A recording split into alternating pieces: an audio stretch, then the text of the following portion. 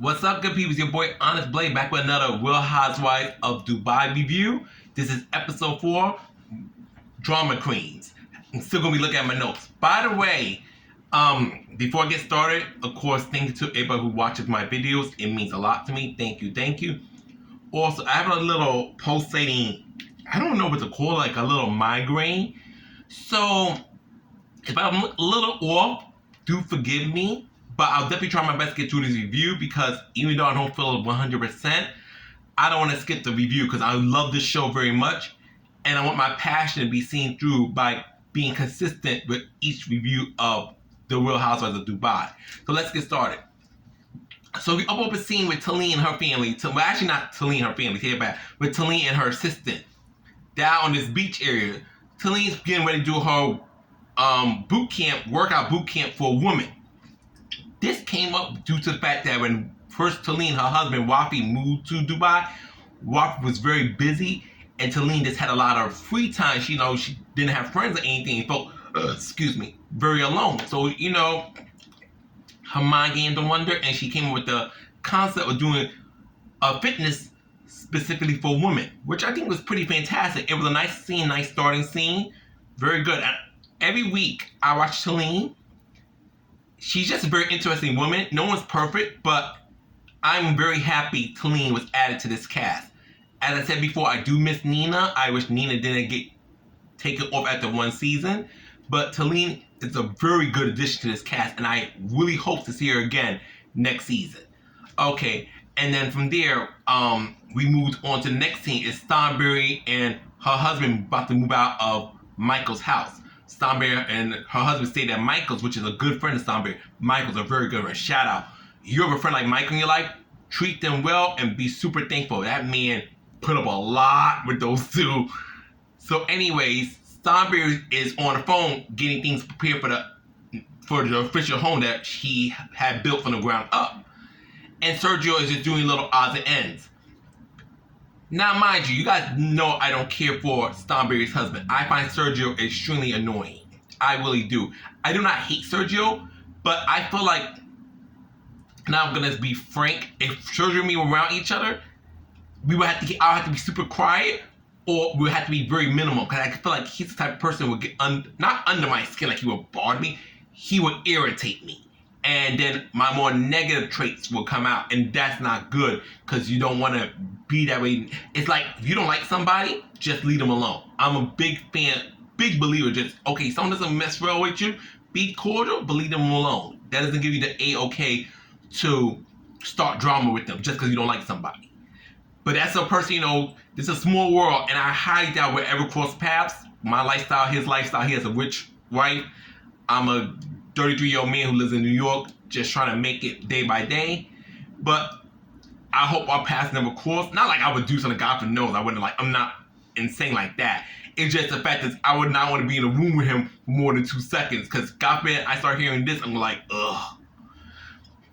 So Stanberry is getting things ready for the house and for the new home. And Sergio keeps pestering her. And she's telling him the first few times she was very ladylike. She's like, look, Sergio, I'm trying to get things ready for the new home. I'm dealing with the brewery. Please, I gotta get ready to pay for all these bills. So when we move to the new house, everything's already in place.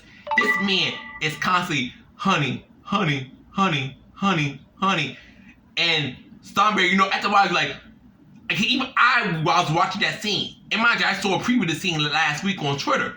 I was like, shut up, Sergio. Shut up. You don't see she's on the fucking phone trying to get things together. And that's me saying I'm watching the show. Because he was very irritating. Like, you don't see your wife is busy trying to get things set up. She's not like she's reading a book or, just playing with her nails and she's attention ignoring you. She's handling business and you're pestering her like a child.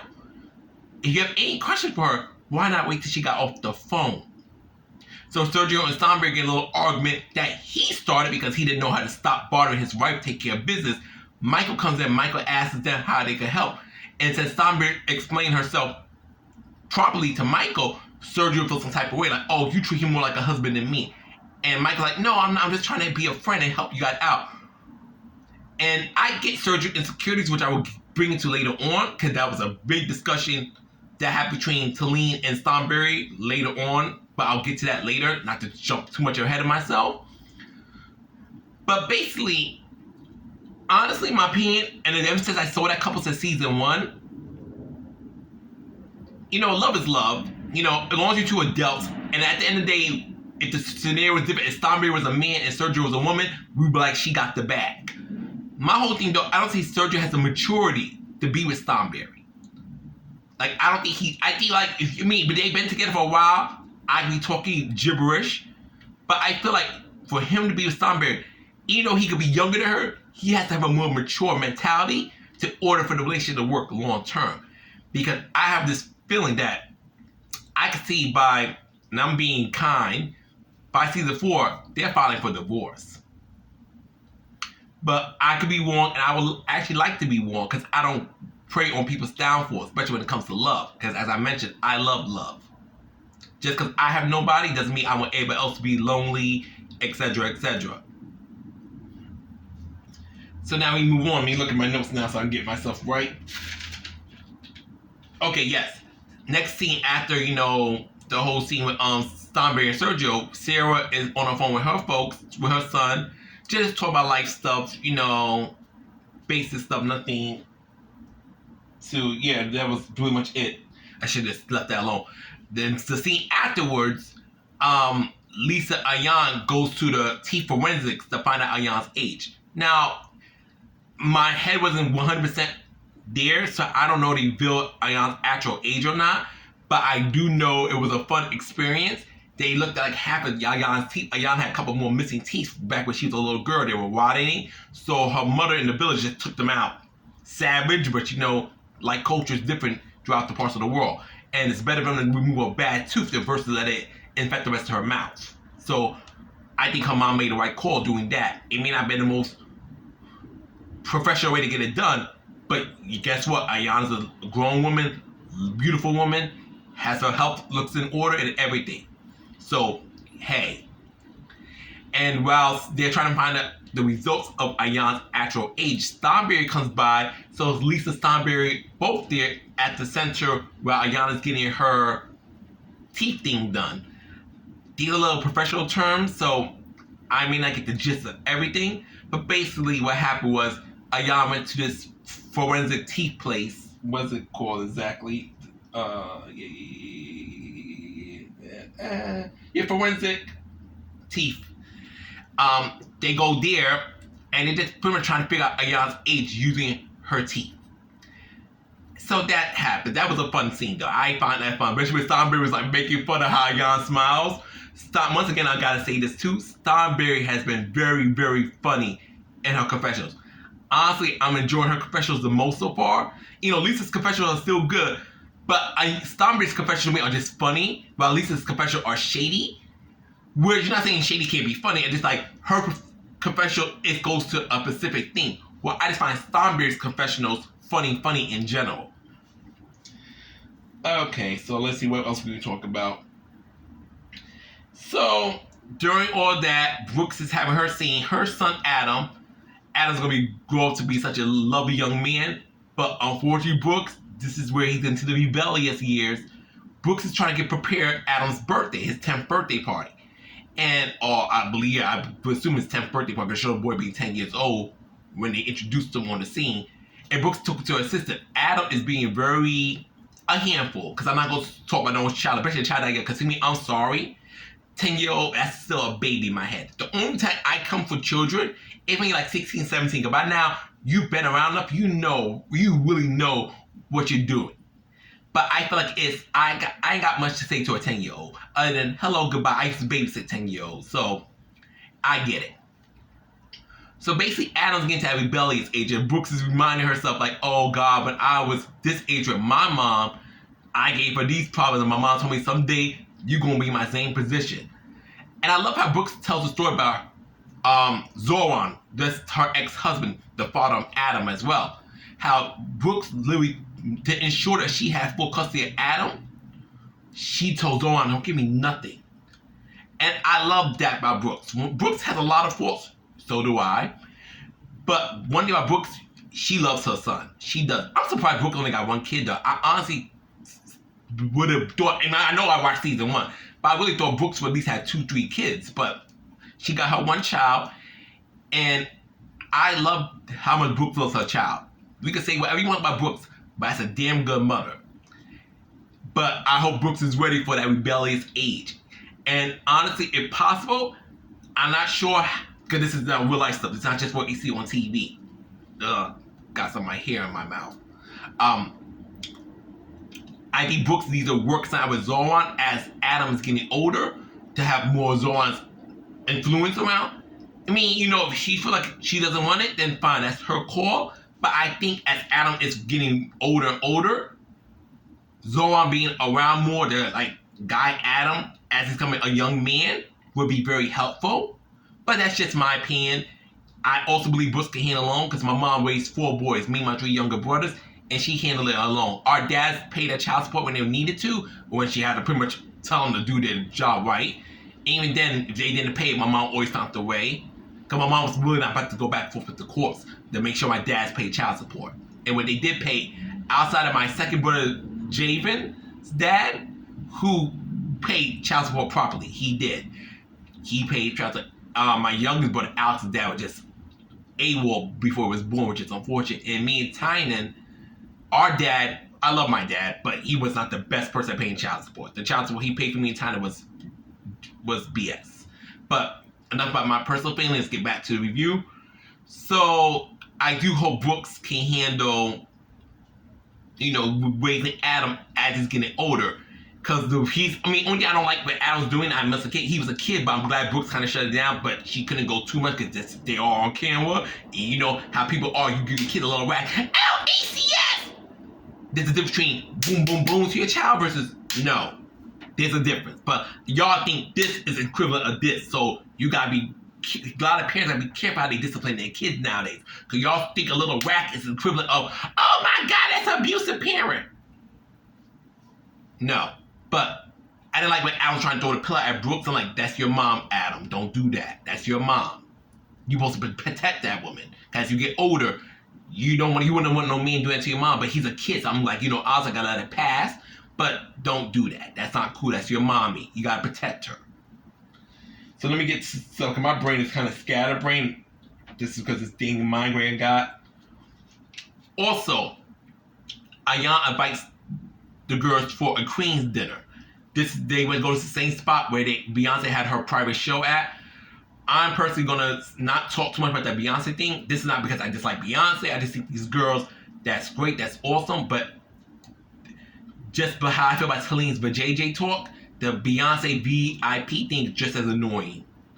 I'm glad you had a great time. I'm glad you met Beyonce. But Beyonce cannot cure cancer. Beyonce cannot create world peace. Beyonce cannot bring back anyone's dead loved ones. She's just a very talented woman. And that's cool and a very successful woman. But Beyonce's not the all be all. And I'm standing 10 toes down on that.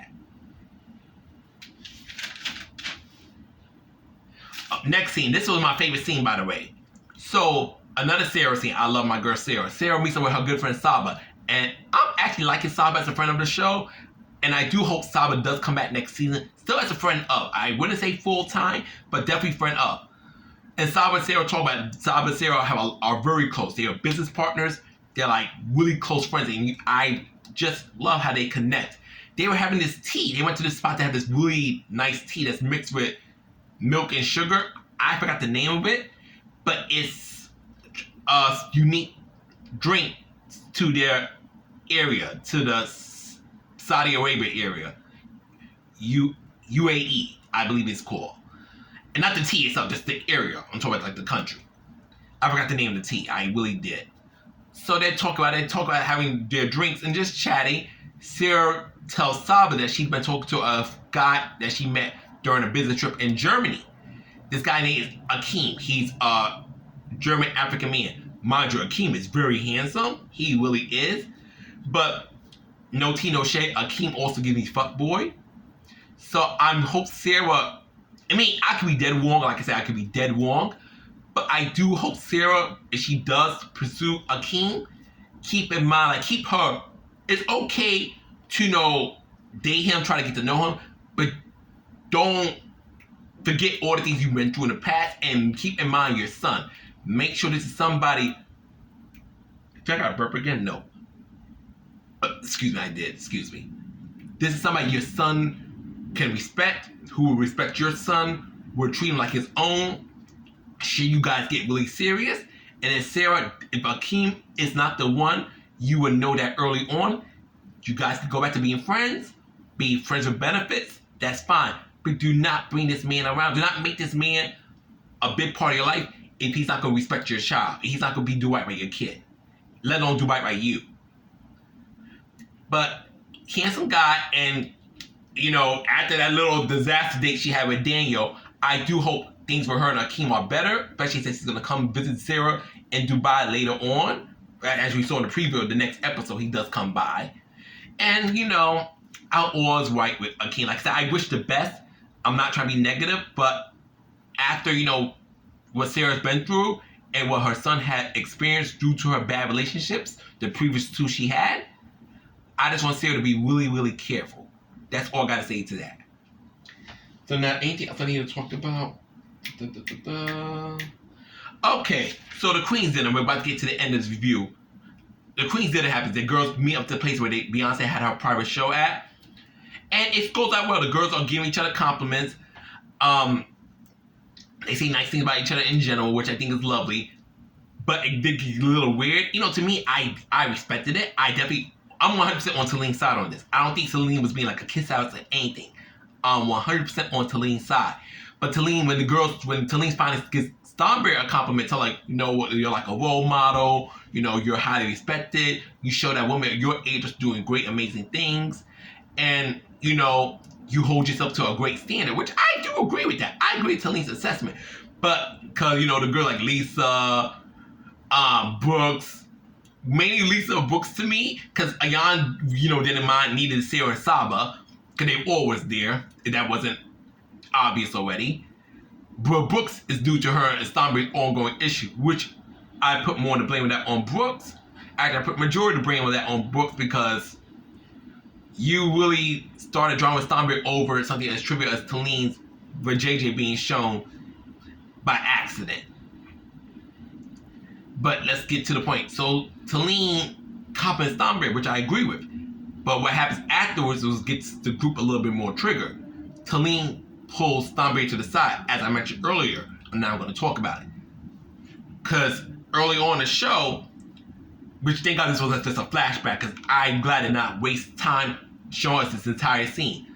Sergio went out, which is Starberry's husband, for those who are not aware. Sergio went out with the other guys, like Lisa's husband, Taleem's husband. Well, I definitely was Taleem's husband, but I think he went out with the other guys in general. I'm not sure it was all the husbands of the housewives, or just Taleem's husband, but I believe it was all of them. If I'm wrong, just correct me in the comments.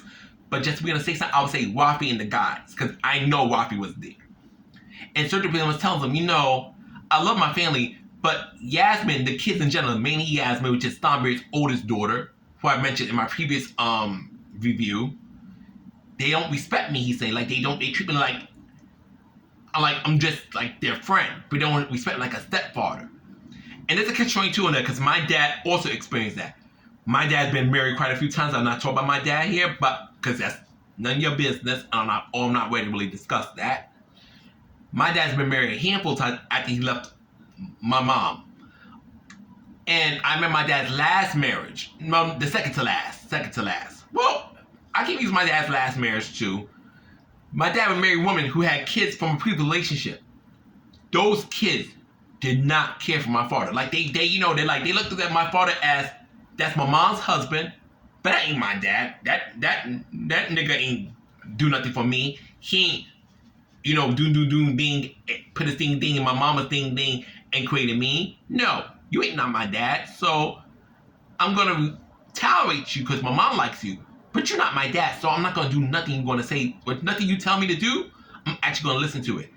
And why I didn't like it, because that is my father. I don't want no one disrespecting my father just because they feel like, you know, he's not their biological father, so F him. I don't like that at all. That's my dad. At the same time, I get it. When that child knows their parent, regardless if the mom and dad are together, not saying it's right, That's why I think a lot of people should not get into relationships with other people who already got kids or older kids for that matter. Now, you get with a woman where her kid's like a baby. Like, I'll use a good example. When Russell Wilson got with Sierra's first child, Future, the child she had with the rapper Future, those that don't get lost, I like to call that baby Zaire, but the baby's actual name is Future. Russell got with Sierra, Zaire was very young, so Zaire was able to like really respect Russell and treat him like a father, despite the fact that's not his biological dad. But I would fear if Zaire was much older when he got with Sierra, it would have been probably a different story.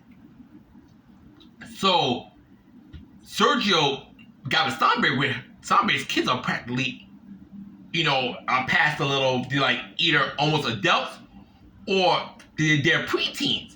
They know who their dad is Sim. They're not like, oh, who's our dad? Like, they're not confused by that. They know exactly who their mom is, who their dad is. So when Stanberry got with Sergio, they're like, that's mom's husband, but that ain't my dad. That's mom's husband, but that's all you are. I'll be cool with you, but slow down. But you ain't my dad. Calm that mess down. And it's hard. And I like that when Stanberry and Talene, first and foremost, I appreciate when Talene pulled Stanberry to the side for this conversation. I think that was very classy of Talene. Very classy. She ain't saying it in front of the group. I felt another housewife. Or this was like a different show. Like, this was Real Housewives of Potomac. Oh, God, this was Real Housewives of Potomac. Giselle been like, oh, Stanberry, by the way, Sergio was telling the guys that he feels very unappreciated. Giselle would have definitely done that. Or this was Real Housewives of Atlanta. And possibly Real Housewives of New Jersey. And Real Housewives of Beverly Hills. But thank God, this is Dubai. So, Stanberry pretty much tells Talene, I appreciate you telling me, thank you for pulling me to the side. I appreciate sitting and discussing this at the table with the other girls. You get this one-on-one with me. And she's like, I'm in her confessional, she's pissed off with Sergio, like, why are you telling people we just met this information? But at the same time, she's like, I've spoken to Sergio, and I've spoken to Yasmin. I tell Yasmin, certain things I say to Sergio, you should not be saying to him. Which she's right. Because Yasmin, you still are a child, and Sergio is an adult. Just because he's closer to your age, Sergio's an adult, and he is your stepfather. There are boundaries. But I also love how Stanberry said, if Sergio's ever unhappy, right now we're good. But if he's ever unhappy, you're not my prisoner. You're able to leave. And that's how I would be in any relationship. I would love you 10 toes down, but you're not my prisoner. If you're like, Onyxe, I'm unhappy with you, Onyxe, I don't want to be with you no more, there's the door. I'm not going to stop you. I'm not. But I will say this much. Now, there's a thing. I don't care for Sergio, but I also don't think he should be disrespected. But Sergio has to assert himself better around those kids. You can't always act like their friend. And they also see how you act with their mom. You act like your Stanberry's. I'm trying not to curse too much. Like I said, at the end of the day, I do want you to let ads run through this. You act more like Stanberry's boy toy, for lack of a better word, than an actual father figure. I feel like you acted more like a father, they will respect you more. But that doesn't mean that, Yasmin and the other kids, the other two kids should be disrespecting you. But I think you have to, set that tone better so you get a better reaction out of them. They see you act like a little sap with their mother, they're going to project it like, why should I respect you? Look how mommy treats you. Look how you act with mommy. You act like mommy. You act like a little baby with our mom. So why should I give a rat's behind about your feelings? I'm going to treat you like a friend. I'll be cool with you. My mom's banging you, but you're not my dad. I feel like Sergio himself has to take accountability that he not set that tone with Stanberry's kids when they first were on a road to being married or they got together for a long term. But I do hope things do get better. And since Yasmin is going to college soon, that's one child he ain't got to worry about being mouthy towards him. But Sergio, you got to, set a standard. Like, for example, I'm not going to say his name because he would kick my behind right now. Matter of fact, let me try to use let me see how I can get it where I was. My roommate used to be in a relationship. and I will keep it very brief. When he was in a relationship with a lady who had a child, he was good to that lady and good to that child, but he set a boundary where that child knew to respect him. The relationship obviously didn't work out for its own reasons, which y'all not getting to know about, because that's 100% not your business and not for me to tell. But my roommate, while in that relationship, he acted as a father figure. And guess what? Due to how well he was as a father figure to that young man, even after the relationship dissolved, that young man still respected him as a father figure. So that's why I feel Sergio messed up with Yasmin and Starberry's two other kids. He came there being all lovey-dovey with Starberry and acted like a little boy toy, but didn't, solidify his status as their stepfather and commanded that respect from them. He acted like their friend, so they're like, whatever. But I am happy that Talene pulls Starberry to the side. But now when they get back to the table, that's when the shit kind of starts. So the girls are kind of wondering, mainly Lisa and Ayaan, and Brooke somewhat, Sarah and Saba were neutral. Like, they didn't care. They found out, cool. They didn't find out, great. They didn't care. So Lisa's like, okay, why did you pull Starberry for? What was that about? And Talene's like, look, we just having a private conversation, me and Starberry. I want to keep it between me and us. Personally speaking, I love Lisa. I didn't see why she got upset. Lisa gets a little irritated with Talene, and they start exchanging words. Lisa calls her a bitch quite a few times. And Talene's like, defendants like, look, why are you getting so riled up? I just had a conversation with Starberry. And Lisa's like annoyed with Talene because of that. Because I understand you want to know what they was discussing, but not every conversation involves you. If they had a private conversation. The conversation was private for a reason. But overall, this was a great episode. I've been enjoying the Real Housewives of Dubai very, very, very much. And I'm looking forward to episode 5 and the rest of the season. I'm just not looking forward to when Lisa and Ayaan finally have their falling out, because I know it's coming. Oh, I know it's coming. But anyways, another great episode. And I apologize if this is not my best review. My head wasn't 100%. But I really want to keep being consistent when I do these reviews. Because if I tell people, watch the Real Housewives of Dubai, but if I get lazy or I falter somewhere, I feel like I'm not keep myself to that standard, not being a genuine fan of the show. But anyways, I'm done blabbering. I want to get ready to bed for tomorrow. Let my head relax a little bit, because tomorrow I got a long ass shift at my job. Thank you guys for watching me. Thank you guys for listening to me. And anything I may have said incorrectly, please let me know in the comments. Peace, take it, honestly out. Love you forever.